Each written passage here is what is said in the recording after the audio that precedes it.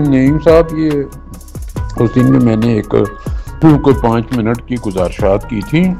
देखिए, बात ये है कि ड्यूटी का इतलाक जो भी हो, हमें फ़र्क नहीं पड़ता।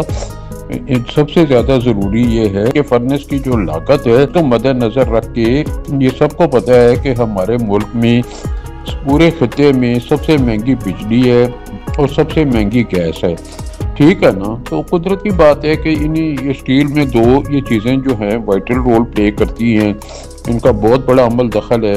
तो ये है कि ये जो है आप इनको मशवरा दें कि ये जो है एक लागत के मुताबिक ड्यूटियाँ हों। हमारी फर्नेस की जो लागत है इस वक्त, मिसाल की बात है, अगर वो 45,000 है या 50,000 है, उसको मद्देनज़र रख के ड्यूटियों का टैरिफ बनाया जाए।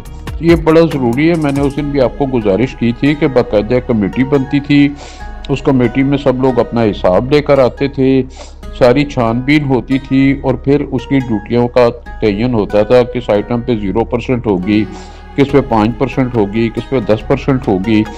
तो इसका तरीक़ाकार ये है। और इसकी छोटी सी एक मैं मिसाल आपको ये देता हूँ। नहीं पे देखें, इस वक्त जो गवर्नमेंट ने जो जिसको ITP कहते हैं, जिसके ऊपर ये ड्यूटियों का इतलाक होता है, रिरोलेबल स्क्रैप का इन्होंने $75 का फ़र्क रखा हुआ है, ठीक है ना जी, शेडेड स्क्रैप में और उसमें $75। अब $75 को अगर आप रुपीज़ में लेकर आएँ तो वो 20,000 रुपये बनेंगे तकरीबन, ठीक है। 20,000 और तकरीबन 4-5 हज़ार रुपये आप खर्चा लगा लें कैंची बत्ती का, तो 25,000 रुपये में मिल माल तैयार हो जाता है। अब कौन सा फर्नेस वाला है जो 25,000 का मुकाबला करेगा? वो रेल भी आ रही है, फाड़ा भी आ रहा है, सरिया भी आ रहा है, सारा कुछ आ रहा है। तो मेरे हिसाब से तो सबसे बड़ा क्वेश्चन तो यही है कि ये पूछें कि जनाब, ये 25,000 रुपये में जब रोलेबल स्क्रैप आएगा 25,000 के फ़र्क पे, तो ये लोकल इंडस्ट्री कैसे चलेगी, फर्नेस इंडस्ट्री कैसे चलेगी?